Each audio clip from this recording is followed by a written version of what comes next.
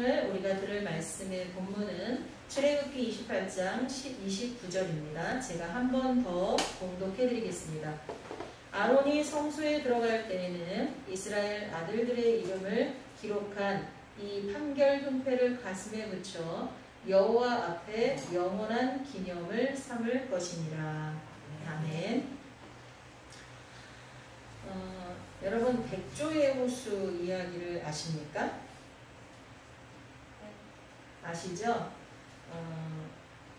그 가짜, 그러니까 어머니, 새어머니한테 쫓겨나가지고 이제 혼자 지내다가 그 마녀라고 오해를 받고 사형을 받게 된 공주가 있습니다.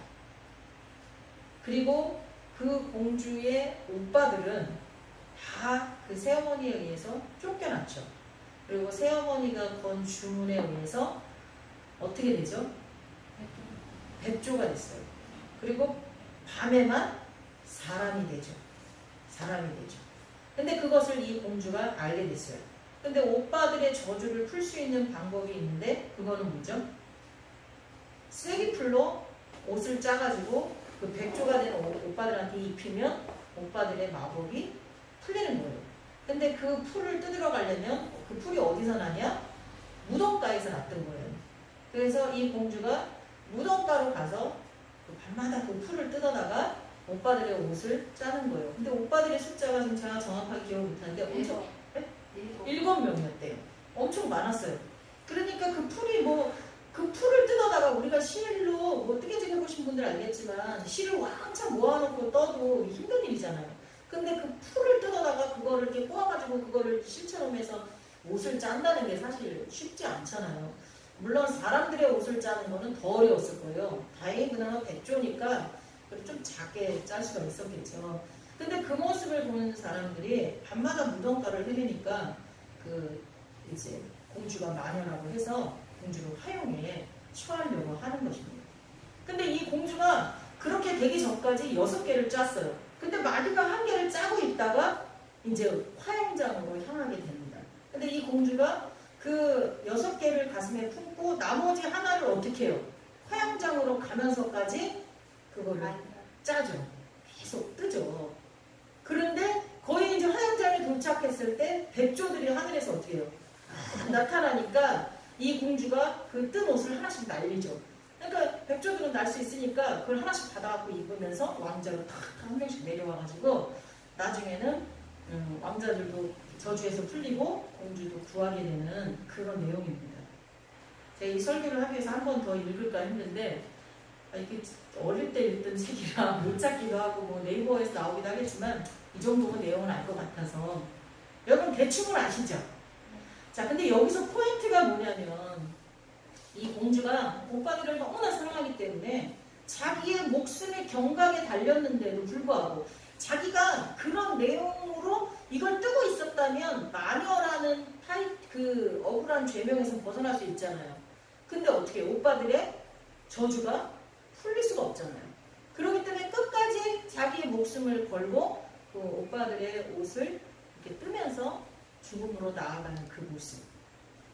여러분 생각나는 이가 없습니까? 우리들의 예수님. 우리들의 예수님은 우리들의 이름을, 우리들을 품에 안으시고 어디로 나아가셨어요? 십자가로 나아가셨습니다. 그게 쉬운 일이 아니에요. 그래서 예수님도 십자가 지시기 전에 할 수만 있으면 피하고 싶으셨어요. 그러나 어디 가셨죠?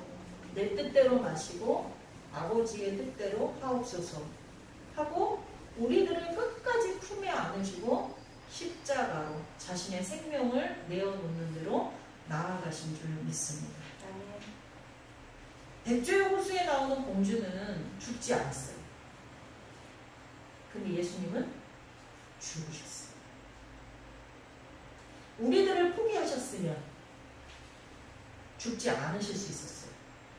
그러나 우리들을 포기할 수 없어서 십자가에 매달리시기 직전 옆에 있던 한 강도 당신이 낙원에 이를 때 나도 거기 있게 하옵소서 한 그 영혼까지도 포기하지 않으셨어요. 그리고 예수님을 십자가에 못 박고 있는 그 밑에 로마 병정들까지도 포기하지 않으셨어요. 저들의 죄를 사하여 주옵소서. 끝까지. 그래서 백부장이었던 그 십자가 처형, 잔인무도한 그 십자가 처형을 집행하고 있는 리더인 백부장까지도 감동을 해서 이는 하나님의 아들이다라고 고백할 수 있도록 한 영혼까지도 당신을 찌르고 능멸하고 욕보이는 한 영혼까지도 포기하지 않고 그들 모두를 가슴에 품고 십자가에서 돌아가셨습니다. 우리는 그런 예수님 때문에 그분의 품에 안겨서 십자가를 지나 하나님이 계신 하늘 성소에 인도되었다는 것을 잊으시면 안 됩니다.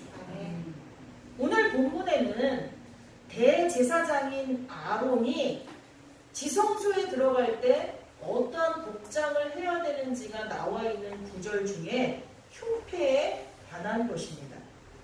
제사장은 많이 있습니다. 그 중에서도 지성소에 들어갈 수 있는 제사장은 딱 하나, 아론 대제사장밖에 없습니다. 그것도 1년에 한 번 딱 들어갑니다. 근데 그 대제사장이 입는 옷이 어떻습니까? 먼저 반포 속옷을 입습니다. 속옷을. 그리고 그 위에 겉옷을 입고 그 위에 우리 목사님들 보면 이렇게 띠 있잖아요. 에봇을 두릅니다. 그리고 가슴에 흉패를 붙이고 그 다음에 관을 씁니다. 관에는 여호와께 성결이라고 적혀있죠. 그리고 띠를 두릅니다. 이게 대제사장의 옷이에요. 그리고 이 대제사장의 옷은 성막을 지을 때 사용하는 금과 청색, 자색, 홍색 실로 똑같은 성막을 지을 때 사용된 재료와 똑같은 것으로 지어진 제사장의 옷을 입습니다. 이게 뭐예요? 대제사장은 누구를 상징하는 거예요? 예수 그리스도를 상징하는 것입니다. 교회가 곧 뭐라 그랬어요?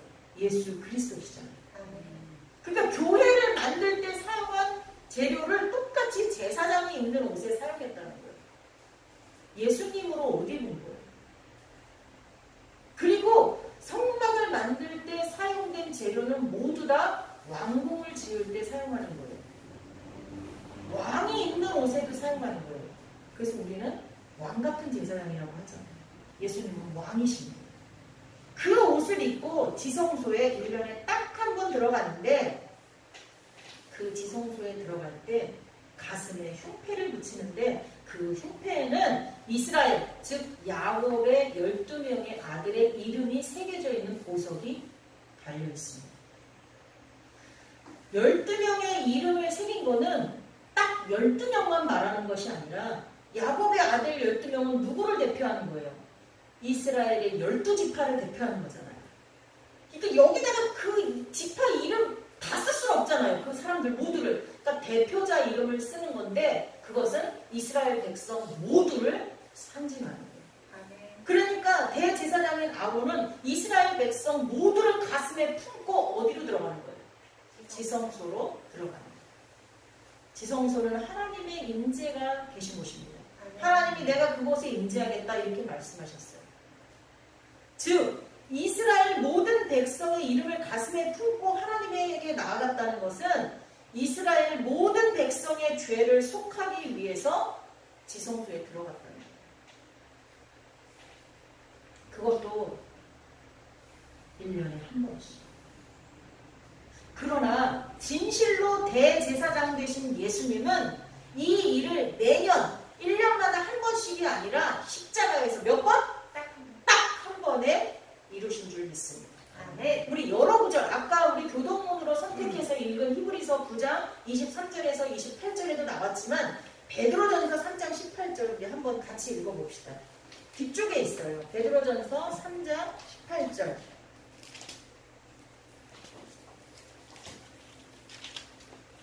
제 성경으로 381쪽입니다. 381쪽 제 성경으로 베드로전서 3장 18절 우리 같이 한번 읽어보도록 하겠습니다. 3장 18절입니다. 시작. 그리스도께서도 단번에 죄를 위하여 죽으사 의인으로서 불의한 자를 대신하셨으니 이는 우리를 하나님 앞으로 인도하려 하심이라. 육체로는 죽임을 당하시고 영으로는 살리심을 받으셨으니. 아멘. 제가 아까 히브리서 읽었던 부분을 잠깐 읽어드리도록 하겠습니다. 그러므로 하늘에 있는 것들의 모형은 이런 것들로서 정결하게 할 필요가 있었으나 하늘에 있는 그것들은 이런 것들보다 더 좋은 제물로 할지니라. 그리스도께서는 참 것의 그림자인 손으로 만든 성소에 들어가지 아니하시고 바로 그 하늘에 들어가사 이제 우리를 위하여 하나님 앞에 나타나시고 대제사장이 해마다 다른 것의 피로써 성소에 들어가는 것 같이 자주 자기를 드리려고 아니하실지니 그리하면 그가 세상을 창조한 때부터 자주 고난을 받았어야 할 것이로되 이제 자기를 단번에 제물로 드려 죄를 없이 하시려고 세상 끝에 나타나셨느니라.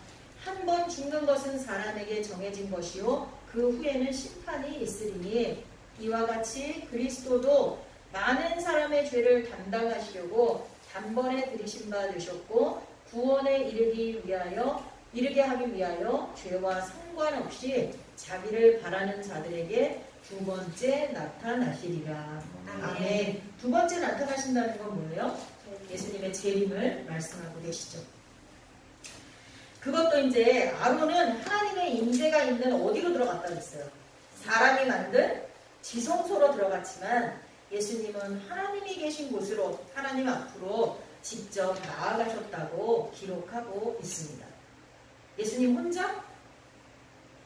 아니, 우리의 이름을 모두 예수님의 가슴에 새기고 우리는 모두 품고 예수님이 재림하시기 전까지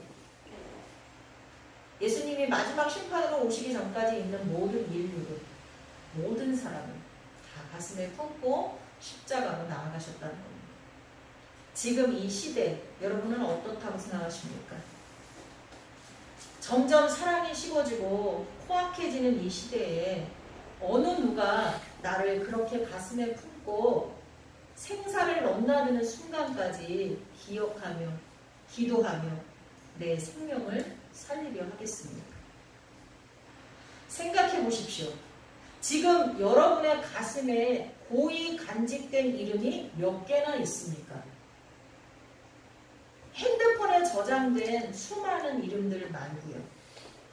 제 핸드폰에는 별의별 사람들의 이름이 다 기록되어 있습니다. 제 편리를 위해서 뭐 하다못해 이제는 저 신도리코 그 프린트기가 좀 고장이 났어요. 이상해요. 산지 얼마 안 됐는데. 그래서 신도리코 번호까지 저장이 되어 있습니다. 뭐 삼성 AS 센터 다 저장되어 있습니다. 오는 기사들 다 저장되어 있습니다. 우리 웅진 렌탈하고 있죠. 거기 기사 이름들 다 저장되어 있습니다. 근데 그 사람이 제 얼굴 기억하겠습니까? 얼굴도 기억 못하는 사람이 제 이름을 기억하겠습니까? 제 이름을 가슴에 품었겠습니까? 항상 언제나 즐거울 때나 힘들 때나 괴로울 때나 외로울 때나 아플 때나 아주 바쁠 때까지 늘 기억하고 그 영혼이 잘 되기를 위하여서 기도하고 그를 위해 무엇인가 나누어 주려고 시간을 쪼개고 사랑을 표현하는 사람이 여러분은 과연 몇 명이십니까? 반대로 나를 그렇게 가슴에 품고 있는 사람이 몇 사람이나 될까요? 그런 사람이 단 한 사람만 있다고 해도 그 사람은 행복한 사람입니다. 그러나 그런 사람이 한 사람 아니 10사람 100사람이 된다고 해도 그들이 나를 하나님께로 데려가지는 못합니다. 나의 죄를 용서할 수도 없습니다. 나의 신분을 바꾸어 줄 수도 없습니다. 마귀에게 종노릇하는 더러운 욕망의 삶에서 나를 건질 수도 없습니다. 사람이 사람을 변화시킬 수 없어요. 내 자식도 내 마음대로 안 돼요. 배우자도 내 마음대로 안 돼요. 물론 누군가가 피눈물을 흘리면서 나의 영혼이 잘 되기를 기도하고 내가 하나님과 동행하기를 기도함으로 하나님이 아브라함의 기도를 들으시고 그의 조카 롯을 소돔의 멸망 때에 구해준 것처럼 구원하실 수는 있습니다. 그래서 우리는 누군가를 위해서 기도하고 있어야 돼요. 그리고 하나님도 우리에게 너희는 지도자들을 위해서 기도하고 성도들을 위해서 기도하고 구원받아야 할 영혼들을 위해서 기도하라고 명하셨어요. 또 누군가의 간절한 기도로 나를 축복하고 또 질병에서 나를 고쳐주는 역사도 일어납니다.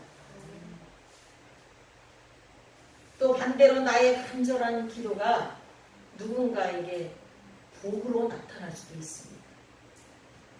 그런데 그건 예수님이 우리를 가슴에 품고 십자가 앞으로 걸어가신 것과는 차원이 다릅니다. 예수님이 이뤄놓으신 구원의 역사하고는 색깔이 다릅니다. 왜냐하면 우리가 한 것은 우리가 한 것이 아니라 하나님이 하신 것이기 때문입니다. 아멘. 우리는 그저 하나님의 도구로 사용된 것이기 때문에 예수님께서 우리를 위해 하신 일과 비교할 수 없는 것입니다. 아멘. 물론 하나님은 우리에게 뭘 주셨죠? 자유의지를 주셨어요. 그래서 그리고 또한 하나님은 우리와 함께 일하시길 원하세요. 그렇기 때문에 우리가 누군가를 위하여 기도하고 누군가를 사랑하고 그래서 하나님께서 감동해서 역사를 행하시고 반대로 누군가가 나를 사랑하고 나를 위하여 눈물로 기도하고 그것을 받으시고 하나님께서 역사를 일으키셨다면 우리도 약간의 공헌을 한 거예요. 그러한 역사, 그러한 축복에 우리도 무언가 보탬이 된 거예요. 하지만 여러분 생각해 보세요. 그렇게 할 수 있는 마음과 또 그렇게 기도할 수 있도록 인도하신 이가 누구십니까? 하나님이십니다. 우리의 의지는 너무나 약해요. 그래서 오죽하면 작심 삼일이라는 말이 나오지 않습니까? 그리고 의지가 너무너무 강한 사람이 있어서 계속하여 나를 위해 기도한다고 해도 나중에는 그게 자기 의가 돼서 그 사람이 죄악에 빠지는 경우도 많이 있어요. 또한 그것이 습관이 되어서 우리에게까지 오지 못할 때가 많이 있어요. 우리가 하나님의 역사를 이끌어냈다면 그렇게 한 것까지 누구의 은혜입니까? 하나님의 은혜입니다. 우리의 기도가 하나님의 역사를 이루었다면 그건 내 의지 때문이 아니라 내 안에 있는 사랑 때문이 아니라 그렇게 하시고자 하는 하나님의 의지와 내 안에 부어주신 사랑 때문입니다. 하나님 때문입니다. 또한 그렇게 미미한 우리들의 어떤 노력마저도 불안정하여서 지속할 수가 없고 순수하지 않다는 것입니다. 우리의 감정은요, 우리의 의지보다 더 약해요. 의지는 그래도 강한 사람이 좀 덜어 있더라고요. 근데 이 감정은요, 환경에 따라서 굉장히 많이 흔들립니다. 그래서 우리 마음에 품은 사람이 흐려지기도 하고 달라지기도 합니다. 여러분, 한 10년 전에 내가 기도하던 사람이 지금도 기도하고 있습니까? 누군가 몇 명 정도, 뭐 자식이라든가 배우자라든가 몇 명 정도는 10년 전에 계속 기도했는데 지금도 기도하고 앞으로 10년도 더 후에도 기도하고 하겠죠. 근데 그렇지 않고 그 범위를 넘어선 사람인데 내가 지금도 계속 10년이 넘게 기도하고 있는 사람 있으십니까? 그리고 누군가가 내 가족이 아닌데 누군가가 나를 10년 넘게 품고 하고 있는 사람이 있습니까? 여러분에게? 우린요, 속상하거나 억울하거나 서운한 일이 생기면 그 사람을 위해서 기도하다가도 점점 발을 빼게 됩니다. 그 사람에 대한 내 마음이 시원치가 않으면 그러면 자꾸 그 사람에 대한 기도가 쉬게 돼요. 억지로 하려고 해도 안 돼요. 우리 감정을 주체하기 어렵거든요. 근데 거꾸로 그 사람에게 감동하거나 고마운 일이 생기거나 기쁨이 생기면 나에게 유익이 있었던 건 아니더라도 그 사람이 이게 좋게 보일 때가 있잖아요. 아, 참 열심히 신앙생활하네. 야, 저 사람 참 선한 일에 앞장서네. 감동이 될 수 있잖아요. 감동이 되거나 고맙거나 기쁜 일이 되면 그 사람을 위해서 그렇게 깊이 기도하지 않고 그냥 잠깐 하던 기도도 달라져요. 그 사람의 이름이 내 가슴에 팍 새겨져요. 그래서 더 그 사람을 축복하고 기도하게 돼요. 때로는 우리의 환경, 우리가 힘든 일이 있거나 아주 우리 생활을 바꾸거나 또는 내가 무기력해지면 내 마음에 있던 사람이 흐려져요. 여러분 혹시 그렇지 않습니까? 우리 집사님 시험이 얼마 안 남았는데 내가 그거에 집중하느라고 그동안 내가 가슴에 품고 기도하던 사람들의 이름이 흐려지지는 않았습니까? 우리 청년 집사님들은 바빠서, 우리 나이 드신 우리 권사님들은 몸이 아파서, 힘들어서,